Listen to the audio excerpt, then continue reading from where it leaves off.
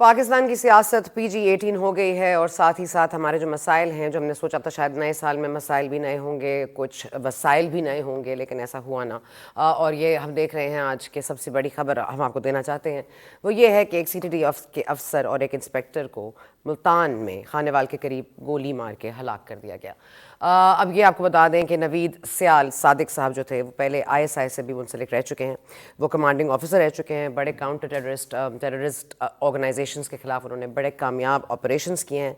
उनमें से एक कामयाब ऑपरेशन बल्कि 2 से ज़ायद दाइश के खिलाफ किए थे। अब ये हो रहा है खानेवाल में, जहाँ पे वो खाना खा रहे थे इंस्पेक्टर और आपके CTD के डायरेक्टर।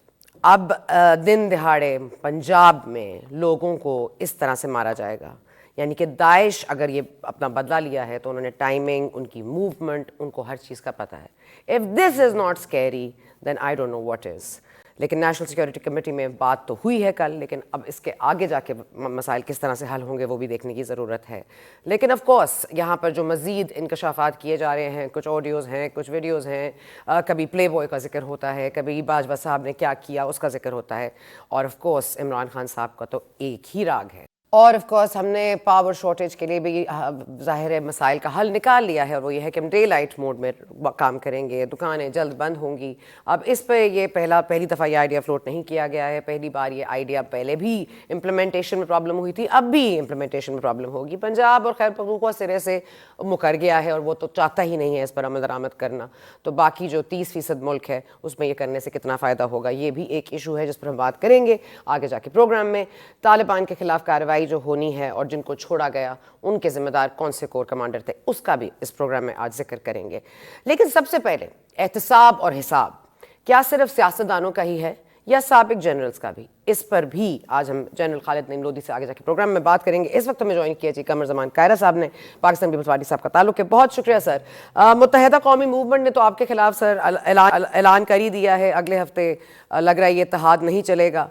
इतनी लंबी बैठक के बावजूद लगता है मामलात हल नहीं हो पाए। उन्होंने अगले हफ्ते एहतजाजी मुजाहिरों की अनाउंसमेंट भी कर दी है। साथ ही साथ सर ये 70% तो आपका जो सूबा है पंजाब और खैबर पख्तूनख्वा वो तो इम्प्लीमेंट ही नहीं करना चाहता इस डे लाइट मोड को इस्तेमाल करना और जल्द दुकानें बंद करना। तो हम पावर जो बचाना चाह रहे थे, जो पैसे हम बचाना चाह रहे थे, वो तो इससे नहीं बचेंगे। कोई और आइडिया हमारे पास सर, ये कुछ इकोनॉमी के लिए कुछ बेहतर करने के लिए? फिर हम आते हैं दूसरे इशूज़ पे। जी सर। बहुत शुक्रिया। जहाँ तक ताल्लुक MKM के साथ हमारे ताल्लुकात का है, इसमें उतार चढ़ाव चलता रहता है। हम दो आपस में मुखालफ जमातें हैं, अपने अपने नजरियात की हामिल हैं, और सियासी जमातें एक ही जगह के अंदर मुख्तलिफ सूबों में, मुख्तलिफ शहरों में और पूरे मुल्क के अंदर एक ही वोट बैंक है जिसको अपने अपनी तरफ अट्रैक्ट करने की बातें करती हैं। तो लिहाजा उनका कुछ न कुछ इश्यूज के ऊपर डिफरेंस ओपिनियन रहता है। लेकिन इसके बावजूद जहां पे बहुत सारे इख्तलाफात होते हैं, वहां पर बहुत सारी कम्युनलिटीज भी होती है जिससे आप इकट्ठे होते हैं। तो ये जो इशू है MKM के साथ, हमारा माजी में भी 2008-2013 की गवर्नमेंट भी आप कवर करते रहे, उस वक्त भी कई हमारे तनाज़ात खड़े होते रहे, प्रॉब्लम आते रहे। लोगों को शक यही रहा कि हमारी गवर्नमेंट कल खत्म हुई कि परसों खत्म हुई, कल इत्तेहाद गया कि परसों गया, लेकिन वो चलता रहा। अब भी इंशाल्लाह ऐसा नहीं है। दोनों अतराफ ठीक है, तलखी जरूर है, अपने अपने कंस्टिट्यूंसी को एड्रेस करने की बातें हैं, लेकिन ये जिम्मेदारी का एहसास भी है कि इस वक्त मुल्क के हालात क्या हैं और कहाँ कहाँ किस किस को कितनी स्पेस देनी है। जो बेसिक प्रिंसिपल है उसके ऊपर बहुत सारा काम तो हो चुका, MKM के बहुत सारे मुतालबे माने गए। अब डिलिमिटेशन का इशू है, वो भी इंशाल्लाह उसका भी रास्ता निकल आएगा। जो डेवलपमेंट का काम है, ट्रांसपोर्ट है, वहां पे सड़कें हैं, वहां पे पानी का इशू है, उसमें बहुत सारा काम आप जानते हैं कि हो रहा है। बहुत सारी सड़कें बन गई थी ट्रांसपोर्ट के लिए, सैकड़ों बसें नहीं सब तो कम से कम 10 बसें तो बल्कि सैकड़ों आ गई और मजीद बसें आ रही है। नई लाइन का इजाफा हो रहा है, जो बहुत पहले हो जाता तो ज्यादा अच्छा होता। लेकिन कराची के मसाइल ट्रांसपोर्ट के बहुत है, बट इस फ्लड ने पूरे सिंध को और कराची को, उसके इंफ्रास्ट्रक्चर को बुरी तरह डैमेज किया है। आप भी कराची को जानती हैं कि कराची की सड़कें काफी बेहतर की गई, बहुत सारी सड़कें बनाई गई, लेकिन इस फ्लड ने बर्बादी उतार दी। अब उनको दोबारा रिकंस्ट्रक्ट किया जा रहा है। तो ये उनके मुतालबात तो जो हैं वो माने जा रहे हैं। अब कुछ पॉलिटिकल है जिनका हल निकल आएगा, अल्लाह खैर करेगा, don't worry. Sir power shortage पे जी, पावर शॉर्टेज पे जी सर। पावर के ऊपर जो इशू है इस वक्त, एनर्जी सेविंग के ऊपर या कंजर्वेशन के ऊपर जो बात है जी सर, इस ना 2-3 इशू बेसिक है। एक है इम्प्लीमेंटेशन, एक है बेसिक प्रिंसिपल। पहला सवाल ये है कि क्या दुनिया में कामयाब कौमें या हमारे अपने मुल्क के अंदर भी माजी में जल्दी उठना, जल्दी सोना, जल्दी बाजार खोलना, जल्दी बाजार बंद कर देना, डे लाइट का इस्तेमाल करना, ये हमारी आदत थी और आज भी दुनिया की कामयाब कौमों की यही आदत है। आप दुनिया भर में जाते हैं, आपको 6 बजे के बाद कोई मार्केट खुली नहीं मिलती, आपको 9-10 बजे के बाद कोई रेस्टोरेंट नहीं मिलता, आपको एक वक्त आ जाता है 10 बजे के बाद आपको खाना मिलना मुश्किल हो जाता है यूरोप में, अमेरिका जैसे मुल्कों के अंदर। लेकिन पाकिस्तान को एक बात समझनी चाहिए ना, आपको, मुझे, पाकिस्तानियों को, कि अगर गवर्नमेंट ये कह रही है कि हमें अर्ली मार्केट क्लोजर यानी 8 बजे की बजाय भी 8:30 बजे मार्केटें बंद करें, तो क्या इससे, अगर हमारी कैलकुलेशन है कि 8:30 बजे मार्केटें बंद करके और 10 बजे रेस्टोरेंट बंद करके हमें कोई 100 अरब रुपए के करीब बचत हो सकती है। हमारा 100 अरब रुपए के करीब जो तेल आता है बाहर से, उसके ऊपर डॉलर हमें कम खर्च करने पड़ेंगे। जो आपको महंगी बिजली, सॉरी सर आपकी बात काट रही हूँ, वक्त कम है, मैं चाहूंगी कायर साहब हम पॉइंट पे आ जाएं। ठीक है, आपकी बात दुरुस्त है, लेकिन मैं कह रही हूँ इसको तो नहीं, अब सिरे से ही मना कर दिया है, खैबर पख्तूनख्वा भी नहीं करेगी, पंजाब भी नहीं करेगी, तो शायद इस वजह से नहीं करेगी। मैं उसी पे बात करता हूँ, मैं उसी पे बात करता हूँ। जी सर, देखिए सवाल ये है, पहला प्रिंसिपल है कि क्या ये अच्छा अमल है, और है तो क्या करना चाहिए, हमारी नजर में करना चाहिए। अब रह गया, सिंध हुकूमत से बात की, बलूचिस्तान हुकूमत से बात की, पंजाब के चीफ मिनिस्टर ने बात नहीं की, उन्होंने मौका नहीं दिया, केपीके ने मौका नहीं दिया, तो हमने चीफ सेक्रेटरी के लिए बात की, ट्रेडर्स के नुमाइंदों से बात की। ट्रेडर्स की ख्वाहिश थी कि 9 बजे मार्केटें बंद की जाए, हमने 8:30 बजे, हमारा ख्याल 8 था, सो 8 और 9 के दरमियान 8:30 बजे कर लिया गया। ये याद रखिए कि 10 पहले रात भर शादियां होती थी और सुबह जाके कहीं फजर के वक्त जाके रुखसतियां होती थी या शादी के फंक्शन खत्म होते थे। 10 बजे इसका टाइम मुकर्रर किया गया, इम्प्लीमेंटेशन कराई गई, इससे बड़ी रेजिस्टेंस हुई, लेकिन अल्टीमेटली ये कानून इम्प्लीमेंट हो गया। तो क्या शादी हालों का बिजनेस खराब हुआ कि बेहतर हुआ?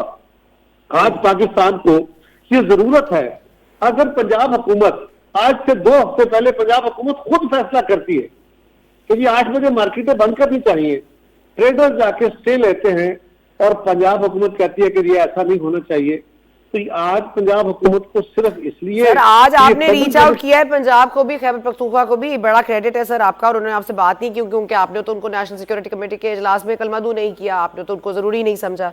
नहीं, ऐसा नहीं है, वो नेशनल सिक्योरिटी का हिस्सा नहीं है, नहीं सर, सूबाई चीफ मिनिस्टर मौजूद नहीं था वहाँ पे। जी नहीं सर, मैं कह रही हूँ कि मधु तो करना चाहिए ना, अगर प्रॉब्लम खैबर पख्तूनख्वा करना चाहिए ना, नेशनल सर सिक्योरिटी आपको ये सर ये आईनी तरीका तो नहीं है, लेकिन मेरा ख्याल है एक वो आई मीन, एक मिनट रुकिए, नहीं आईनी जरूरत नहीं है सर, मुझे पता है कि आईनी जरूरत नहीं है, लेकिन मैं कह रही हूँ कि अगर किसी के सूबे में मसला है तो वहां से कम किसी को तो मदु करना चाहिए था ना। अगर हम करते भी तो वो क्या आते, सवाल नहीं में है, लेकिन सवाल ये है कि कई फोरम है जिसके बाकायदा तयशुदा मेंबर्स हैं, तो ये एक सेपरेट इशू है। बट इस वक्त हम बात कर रहे हैं एनर्जी कंजर्वेशन की।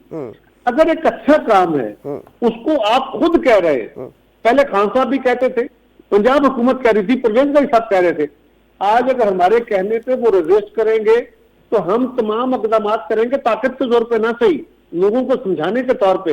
लेकिन सना मुझे आपसे सवाल करना है, आपसे सवाल डायरेक्ट आपसे नहीं, आपके जरिए कौम से है। यानी इस वक्त मुश्किल वक्त में हम अपनी छोटी सी आदत बदलने को तैयार नहीं है।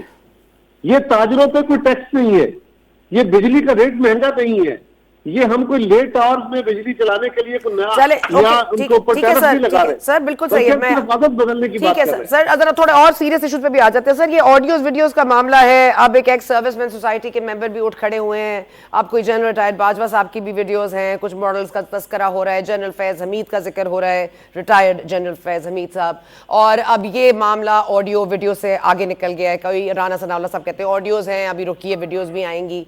सर ये आप समझते हैं होना चाहिए, और ये वीडियोस कहाँ से हो रही है, क्या इसके ऊपर कोई तहकीकात की जा रही है आपकी तरफ से?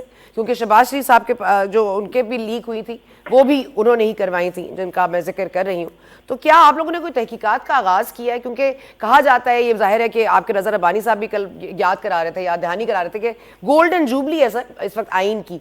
तो आइन तो एहतसाब सबका करना मेरा ख्याल समझता भी है, आर्टिकल 6 के इतलाक की बात भी होती है, लेकिन यहाँ पर जो आज मान रहे हैं कि उन्होंने किस तरह पॉलिटिकल इंजीनियरिंग की है, किस तरह अपने ओहदों को इस्तेमाल किया है, किस तरह को लोगों को ब्लैकमेल करके इमरान खान साहब को पावर में लाए हैं, आप नहीं समझते इसके खिलाफ आप लोगों को कोई कार्रवाई करनी चाहिए?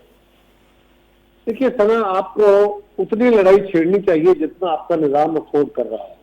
कुछ चीजें वो हैं जो आइडियलिस्टिकली होनी चाहिए, उसमें कहने में कोई हर्ज नहीं है। अमलन उसके असरात क्या होंगे, कितने उसके फायदे होंगे, कितने नुकसान होंगे, ये आपको कैलकुलेट करके चलना पड़ता है। अगर इस बात की इजहार हो जाए या इस बात का आपको एहसास हो जाए कि माजी में जो कुछ हुआ गलत है, आइंदा नहीं करना, तो आइंदा नहीं करने के ऊपर ज्यादा तवज्जो देनी चाहिए, बजाय इसके कि आप सांप गुजरा हो और आप इससे लकीर पीट रहे हो, उसका फायदा नहीं होगा। लेकिन जहां तक तलक आपने कहा ऑडियो वीडियो लीक का, ये जो कुछ दफातर की लीक्स हुई, वजीर आजम हाउस के या वजीर आजम के दफ्तर की लीक्स हुई, बाकी जगह हुई, वो भी बहुत घटिया काम था। ये जो सोशल मीडिया के अंदर अब शुरू हो गया है और सोशल मीडिया से चलते चलते अब ये फॉर्मल मीडिया पे भी आ गया किसी हद तक, कि जी बगैर तस्दीक किए एक बंदे ने मुझे गाली दी, मेरे बारे में प्रोपेगेंडा किया, घटिया बात कर दी, बगैर सोचे उसके ऊपर प्रोग्राम हो गए, दसियों प्रोग्राम हो गए, 1 दिन 2 दिन 4 दिन, मेरा आपने हुलिया बिगाड़ दिया। पता चला वो तो बंदे ने बात ही गलत की थी और किसी ने अपना माइंड अप्लाई नहीं किया। कहा गया जी फलां शख्स ने कहा, और फलां शख्स जो है वो वल्गैरिटी का कायल है, ना उसको अपनी इज्जत का एहसास है, ना किसी और का। ये जो इस वक्त ऑडियो वीडियो लीक्स का माहौल है, ये इंतहाई बड़ा गंद है। भले इसमें मेरा कोई मुखालफ है, उसका किरदार सामने आ रहा है, जो अपने आप को बड़ा मजहब का परतौ समझ रहा है और अपने आप को खुदा न खास्ता कोई खलीफतुल मुस्लिमीन बनाने की बातें कर रहा है, वो मदीने की रियासत की बातें कर रहा है, उसका हो, उसके खानदान का हो, उसके साथियों का हो, मेरा हो, किसी और का हो, ये इंतहाई घटिया काम है। लेकिन इस काम का सियासत के अंदर तलखी पहले भी थी, पहले भी ये तो बातें सर हो इसको जाती रोका थी जाना चाहिए क्या आप लोग समझते हैं? क्योंकि राना सनाउल्लाह साहब तो धमका रहे हैं ना, तो कह रहे हैं ऑडियो अभी आई है, वीडियो तो आनी है, मतलब अगर आपके वजीर मैं सना, मैं क्या कह रहा हूँ, मैं कह रहा हूँ बिल्कुल नहीं होना चाहिए, 100% रुकना चाहिए। लेकिन एक बात याद रखिए, माजी में भी ये होता था कि स्पर ऑफ द मोमेंट को बात करते करते किसी से तल्ख बात हो गई, 1 दफा हो गई, 2, तो वो करेक्ट करता था अपने आप को। अब इसको इमरान खान के इस जमात ने और उनके टीमों ने इसको एक मीडिया का हथियार बना लिया है, पब्लिक ओपिनियन अपने हाथ में करने का, लोगों को टिल्ट करने का और अपने मुखालफ को बदनाम करने का एक हथियार बना लिया है। ये बहुत खौफनाक रवैया है, इससे मुल्क का बर्बादी उतरेगी। मुआशरा ऑलरेडी समाजी तौर पे, अखलाकी तौर पे बहुत बड़े इन्हिसात का शिकार है, लेकिन इसके बाद किसी की इज्जत महफूज रहेगी नहीं। ये बहुत ही गलत बात है, इसका कोई दूसरा राय नहीं, इसको खत्म होना चाहिए। ठीक है सर, आखिर में बता दीजिएगा, क्योंकि पंजाब में आज एक वाकया ऐसा हो गया, क्योंकि हम समझते चले बलोचिस्तान में एक नेशनलिस्ट मसला है, वहाँ पर कुछ कलर नेशनलिस्ट है, प्रॉब्लम नेशनलिस्टिक है, फिर खैबर पख्तूनख्वा में ज़ाहिर है तालिबान का है मामला। अब इसमें हमारे कुछ साबिक कोर कमांडर्स के भी गलत फैसले हैं, वो तो हम उस पर बात करेंगे ही सर। लेकिन ये फरमा दीजिएगा, जो आज पंजाब में हुआ है, मुल्तान में एक CTD के अफसर को जिस तरह मारा गया है, जो ISI से मुंसलिक रह चुके हैं, दिन दिहाड़े सर, उनको आपकी मूवमेंट का पता है, ये बहुत सीरियस मामला है। क्या उन पर कोई वाकई बात हो रही है नेशनल सिक्योरिटी कमेटी की मीटिंग में? क्या ये जेरे गौर आया है? क्या इस पे कोई सीरियस काम हो रहा है? दाइश की बात हो रही है सर? ना, इस पे बिल्कुल सीरियसली बातें हुई हैं, कोर कमांडर्स कॉन्फ्रेंस में भी हुई होंगी, नेशनल सिक्योरिटी में भी हुई है, हमारे यहाँ भी बहुत इस पे सीरियसली डिबेट हो रही है।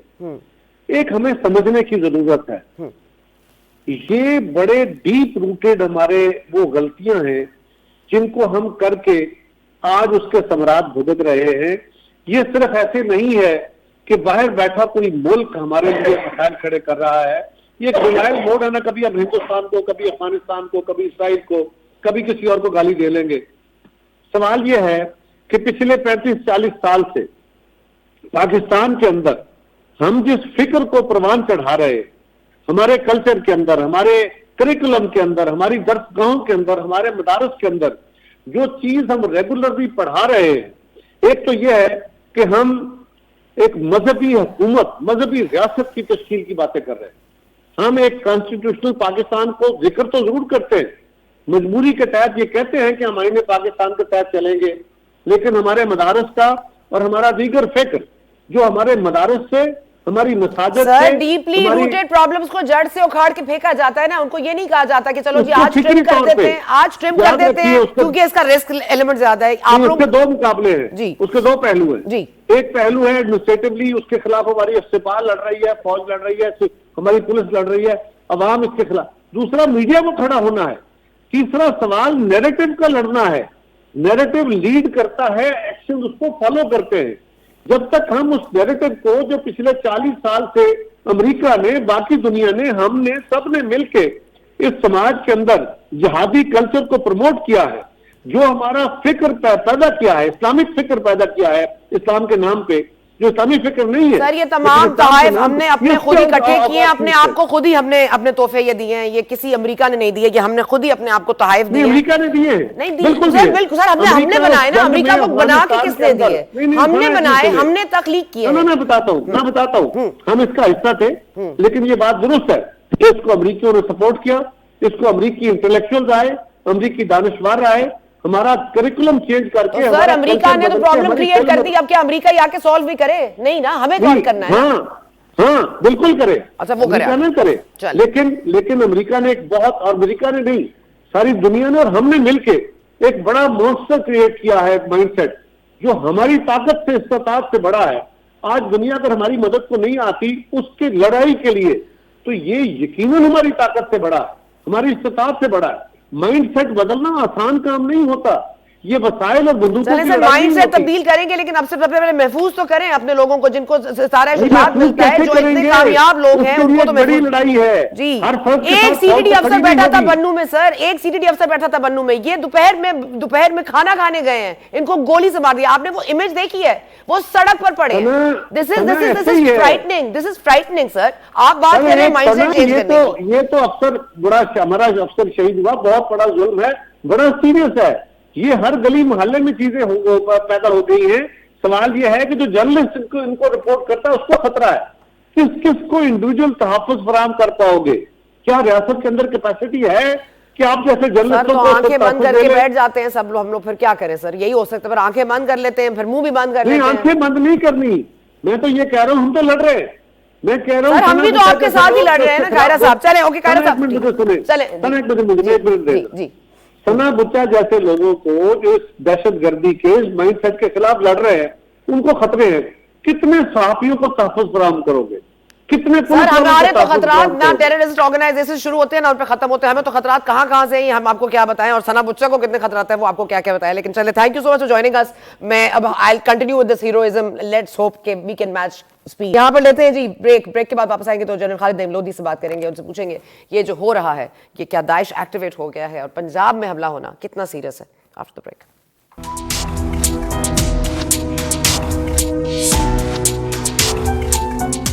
And welcome back to Goonj. हमारे साथ मौजूद हैं जनरल रिटायर्ड खालिद नईम लोधी साहब। ऑफ कोर्स किसी तारीफ के मोहताज नहीं है सर, बहुत शुक्रिया आपने वक्त निकाला हमारे लिए आज। मैं सबसे पहले सर आज का सबसे इंपॉर्टेंट इशू जो सीटीडी के अफसर को आज गोली मार के हलाक किया गया है ब्रॉड डे लाइट में, और उसको इंस्पेक्टर खानेवाल भी उनके साथ थे, नासिर अब्बास साहब वो भी शहीद हुए हैं।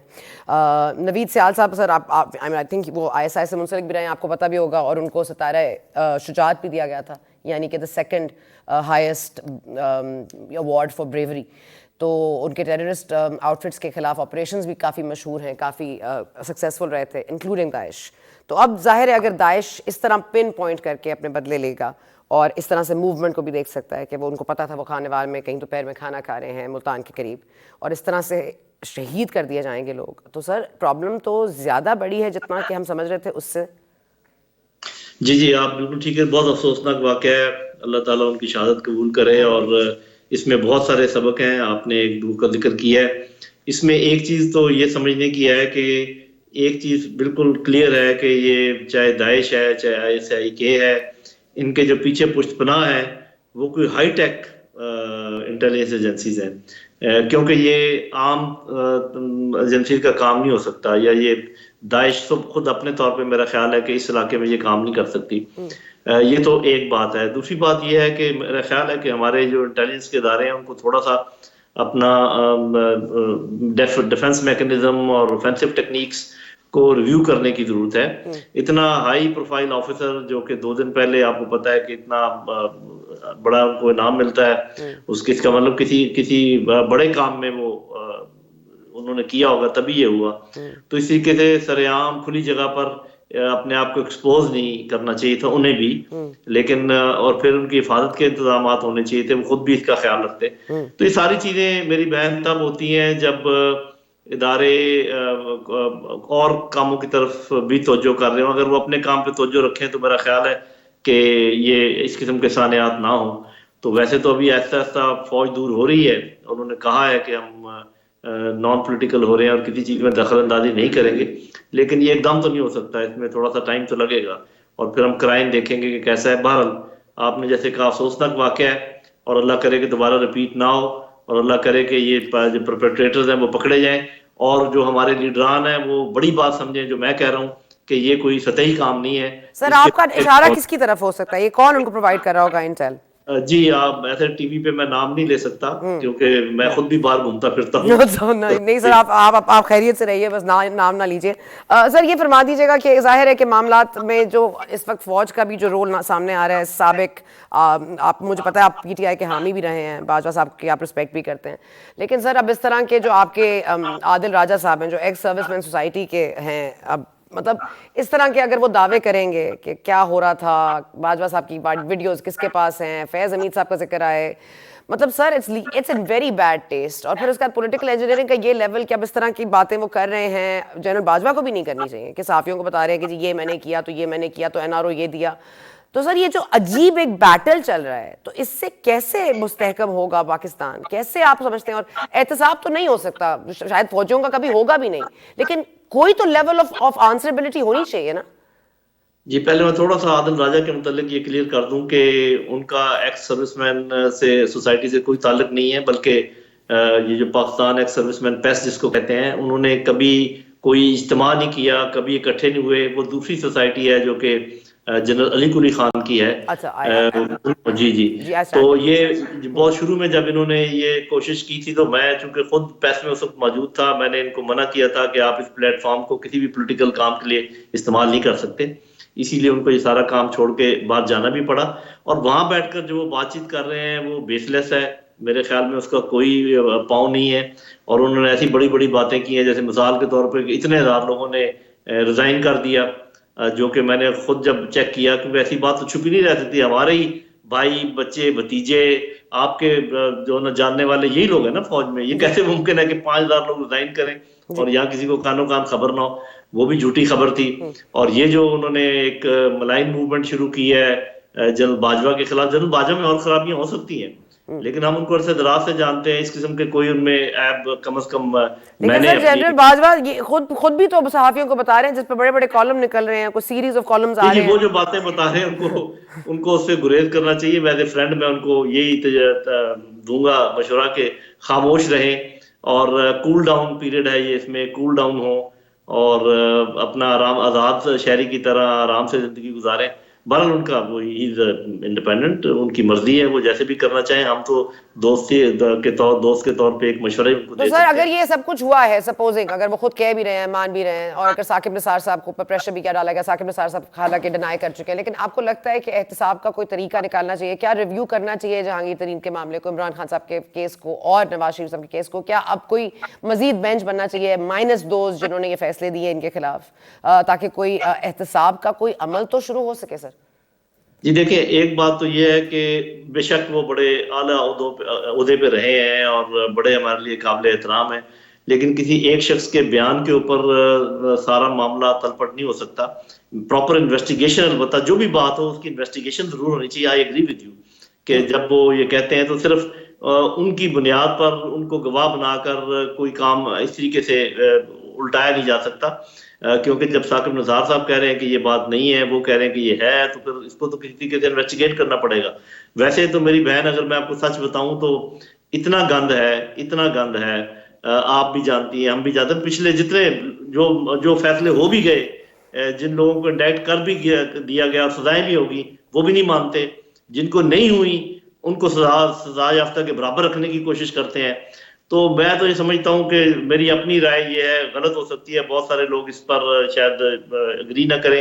एक लाइन ड्रॉ कर लेनी चाहिए, उसके बाद की बातें करें। अगर पिछली बातों में हम खुबे रहे तो मेरा ख्याल आगे हम कभी भी नहीं बढ़ सकेंगे। इसलिए उसकी वजह इसलिए है कि सब के सब मुलव्वस हैं। जी जैनल साहब, मुझे सिर्फ आखिर में सिर्फ ये बता दीजिए, ये जो ऑडियोज है ना, ये ऑडियोज हमें पता है कि कौन रिकॉर्ड करता है, पता नहीं क्यों रिकॉर्ड करते हैं, लेकिन ये जो अब इनको बार बार निकालना, बार बार इनको बाहर लेकर आना, वो तो सोशल मीडिया गंद बन चुका है सर। क्या इसको रोकने का कोई जायज तरीका है? क्या हम ये बस कर सकते हैं? जी मेरा अपना ख्याल ये है, और मैं इस पर मुसर नहीं हूँ, अल्लाह बेहतर जानता है। मेरा अपना ख्याल है कि कोई भी ऑडियो, कोई भी वीडियो इस वक्त बिल्कुल बेअसर हो चुकी है। उसकी वजह यह है, एक तो ये न्यू नॉर्म बन गया है। मतलब आप देखें, जिन गवर्नर, एक्स गवर्नर के खिलाफ वीडियो थी वो बिल्कुल मौजूद है मेन स्ट्रीम में, और जिनके मतलब बातचीत हो रही, सब लोग मेन स्ट्रीम में मौजूद है। तो इस माशरे ने शायद इस बात को तस्लीम कर लिया है कि ये कोई बुराई नहीं है। तो अब मेरा ख्याल है कि ये ना ऑडियो कोई कारगर होगी, ना वीडियो कोई कारगर होगी। बजाय इसके कि इसको रोकने के, मैं ये यकीन करता हूं कि अगले चंद माह के बाद कोई ना ऑडियो निकलेगी ना वीडियो निकलेगी, क्योंकि इनका असर जीरो है। ओके, बहुत शुक्रिया जनरल खालिद लोधी साहब, आपने वक्त निकाला हमारे लिए, थैंक यू सो मच। और ऑफ कोर्स अब हमारे से ज्वाइन है एहसान टीपू साहब ने, of course an expert on the Taliban issues और अफगानिस्तान के मामलात। अस्सलाम वालेकुम एहसान साहब। एहसान साहब, ये फरमा दीजिएगा कि अब तो ये मामला हमने देख लिया आज जो मुल्तान खानेवाल में हुआ है, बहुत सीरियस मामला है, ये पंजाब तक तो ये आ गए हैं। अब जनरल साहब भी फरमा रहे थे कि इंटेल भी इनको कोई और प्रोवाइड कर रहा है, उस मुल्क का नाम उन्होंने नहीं लिया, बट आई थिंक आपको भी पता है वो किसकी बात कर रहे हैं। और दूसरा, अफगानिस्तान को हमने ये 2 दिन पहले राना सनाउल्लाह साहब ने कह दिया है कि हम तो फिर अगर आप हमारे ऊपर अटैक्स नहीं रोकेंगे तो हम भी अटैक करेंगे। तो फिर उनका भी जवाब आ गया है कि आप किसी मुल्क के अंदर किस कानून के तहत आप हमारे खिलाफ कार्रवाई करेंगे।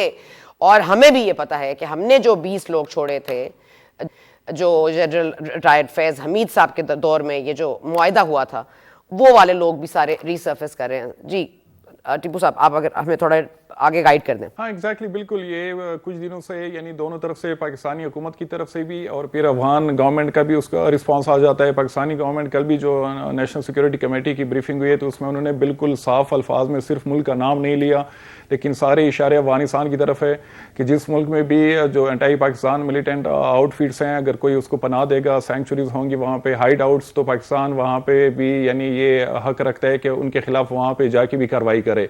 तो आज फिर जो सेंट्रल तर्जुमान है तालिबान हुकूमत के, ज़बीउल्लाह मुजाहिद, उन्होंने ये बाकायदा उर्दू में यानी एक बयान जारी किया जिसमें उन्होंने कहा कि हम चाहते हैं कि ये जो मामला है ये मुज़ाकरात के जरिए, बातचीत के जरिए हल हो, और हम पूरी कोशिश करेंगे कि अफगान सरजमीन किसी भी मुल्क बशमूल पाकिस्तान इस्तेमाल ना हो।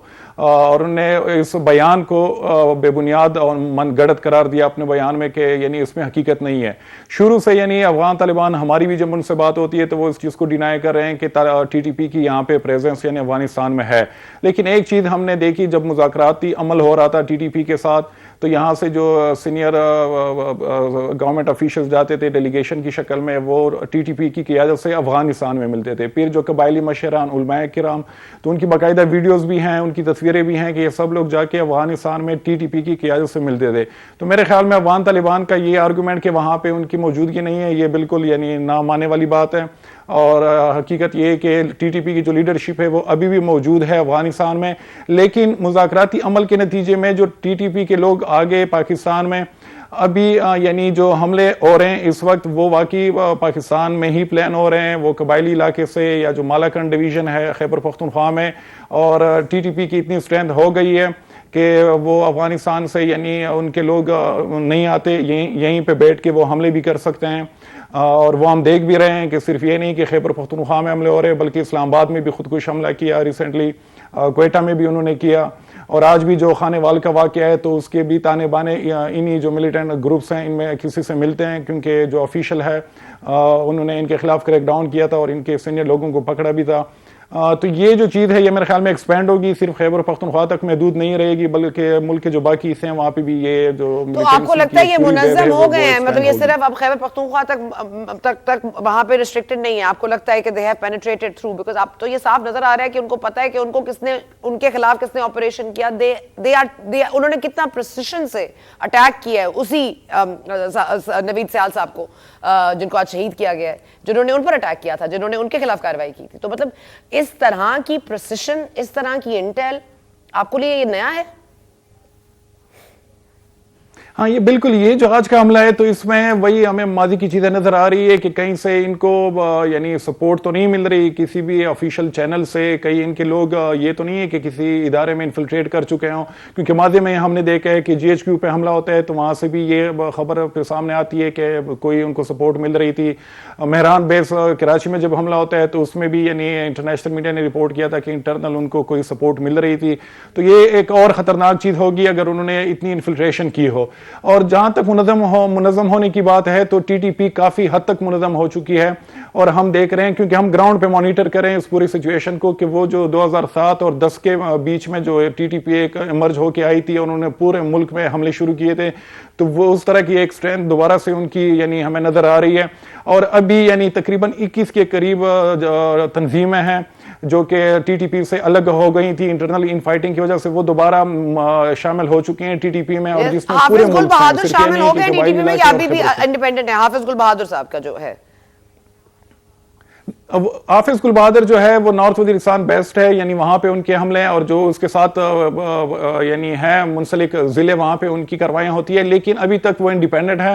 लेकिन ग्राउंड पे हमें इस तरह की इंडिकेशन मिल रही है कि कहीं ना कहीं पे इन दोनों TTP और हाफिज गुल बहादुर के बीच में ताउन और है हमलों के नतीजे में, या एक दूसरे को वो फाइटर्स जो हैं वो मुहैया कर रहे हैं या फाइनेंशियली एक दूसरे को सपोर्ट कर रहे हैं। तो वो यानी है तो इंडिपेंडेंट, लेकिन बीच में इनका ताउन कहीं ना कहीं पे वो चल रहा अच्छा है। टीपू साहब, अगर क्विकली बता दें कि हमारे जो नेशनल सिक्योरिटी कमेटी की मीटिंग हुई है उसमें तो जो एलामिया जारी हो उसमें तो कहा गया है कि इनके खिलाफ कार्रवाई की जाएगी। आपको क्या लगता है कितना ये बड़ा ऑपरेशन है? क्योंकि ये छोटी बात तो अब नहीं रही, क्योंकि पंजाब तक अगर ये मामला आ गया है तो जिस तरह से राइटली जनरल साहब ने पॉइंट आउट किया कि इनको सिक्योरिटी देनी चाहिए थी और इनको भी इतना एक्सपोज अपने आप को नहीं करना चाहिए था, केयरफुल रहना चाहिए था। लेकिन दैट सेड, आपको लग रहा है कि ये डिस्प्लेसमेंट तक मामला जाएगा, बड़े ऑपरेशंस होंगे, या ये आपको लगता है कुछ स्प्लिंटर ग्रुप्स में ऑपरेशन होके बन्नू में इधर उधर खत्म हो जाएगा? आपको लगता है या पूरा एक क्लीन अप होगा ऑपरेशन? मेरे ख्याल में माजी में जो ऑपरेशन किए हैं पाकिस्तानी सिक्योरिटी फोर्सेज ने, तो उस तरह के ऑपरेशन तो मुझे नजर नहीं आ रहे कि एक वो बड़े ऑपरेशन जिस तरह ज़रब अज़ब हो या राय निजात हो या राय रास्त हो।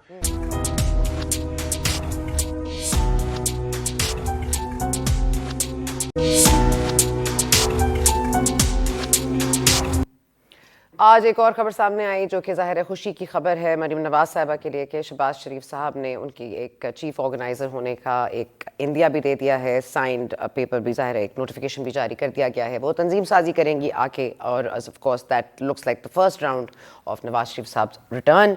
Maryam Nawaz sahiba as a woman I think उन्होंने बहुत अच्छी पॉलिटिक्स की है अब तक, और होपफुली आगे भी वो बेहतर काम करेंगी। और यहाँ साथ साथ ये भी लगता है कि अदम एतमाद का कहीं तो किसी को कोई फ़ायदा तो हुआ है। चलें, हमें ना सही किसी को तो हुआ है। Thank you for watching, we will see you tomorrow.